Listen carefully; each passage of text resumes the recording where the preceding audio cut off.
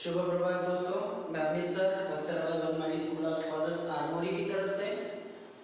पिछली तासिका में हमने आपकी 8वीं कक्षा के हिंदी इस विषय में राजेंद्र बाबू इस पाठ की हमने शुरुआत की थी।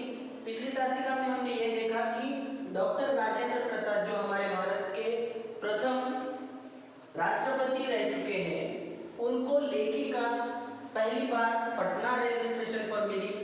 वहाँ उनकी पल भर की थोड़े वक्त की जो मुलाकात है वो जिंदगी यानी सारी जिंदगी भर वो मुलाकात लेखिका के दिलो दिमाग पर छप गई है।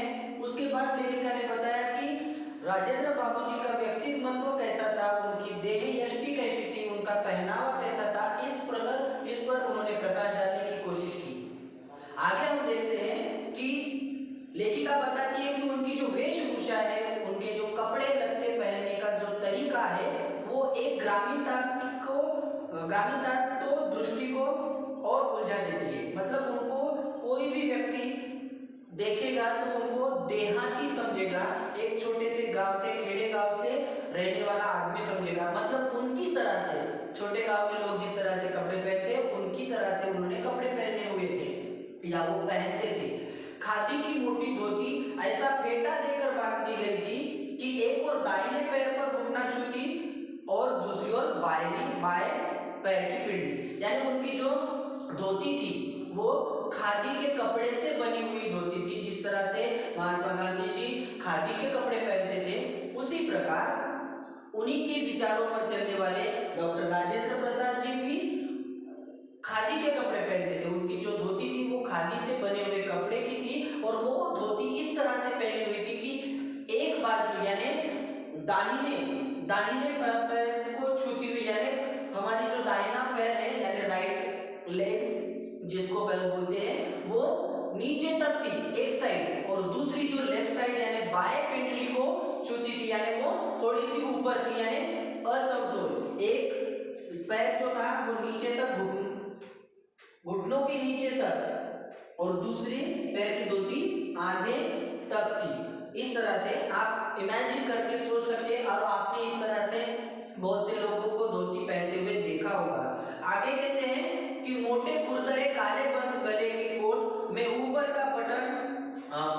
का भाग बटन टूट जाने की वजह से खुला था, और उनका जो बंद गले का जो कोट था वो मोटा खुरदरे तरीके से था और काले रंग का था, और वो उस कोट के जो ऊपर का हिस्सा जो है वो बटन टूट जाने की वजह से खुला हुआ था, और घुटनों के नीचे का बटनों से बंद था, यानी बाकी के बटन बंद थे। सर्दी के दिनों के कारण पैरों में मोजे जूते तो थे, परंतु कोट और धोती के समान उनमें भी विचित्र स्वच्छंदतावाद था। स्वच्छंदतावाद यानी क्या होता है?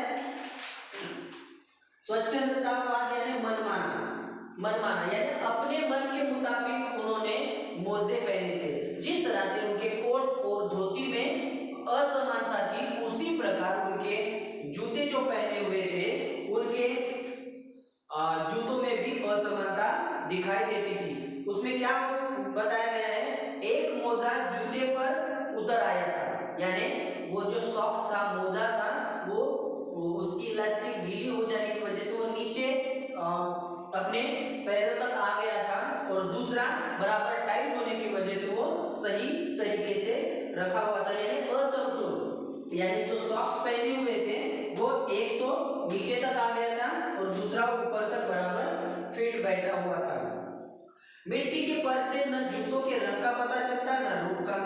उन जूतों पर इतनी मिट्टी बैठी हुई थी, इतनी मिट्टी लगी हुई थी कि ना तो उस जूतों का असली रंग पता चलता था, ना उसका रूप किस आकार का है ये भी पता चलता था, यानी इतनी धूल मिट्टी उस जूतों पर लगी हुई थी।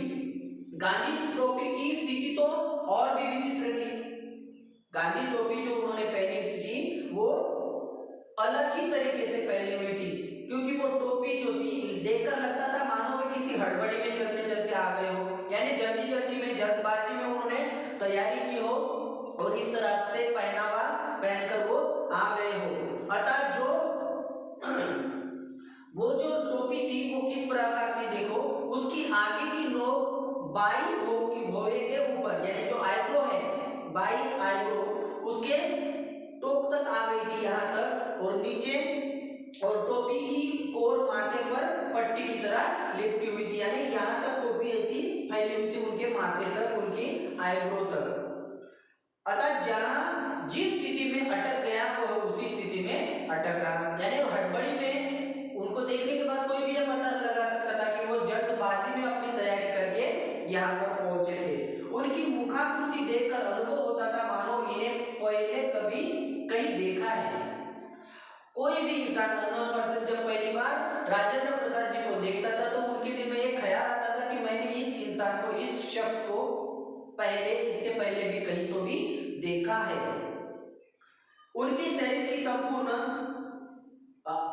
अनेक व्यक्तियों ने उन्हें प्रथम बार देखकर भी ऐसा ही अनुभव किया, यानी बहुत से लोगों ने यह अनुभव किया कि पहली बार मिलने के बावजूद भी उनको ऐसा लगता था कि इन शख्स को मैंने इसके पहले भी मिल चुका हूँ।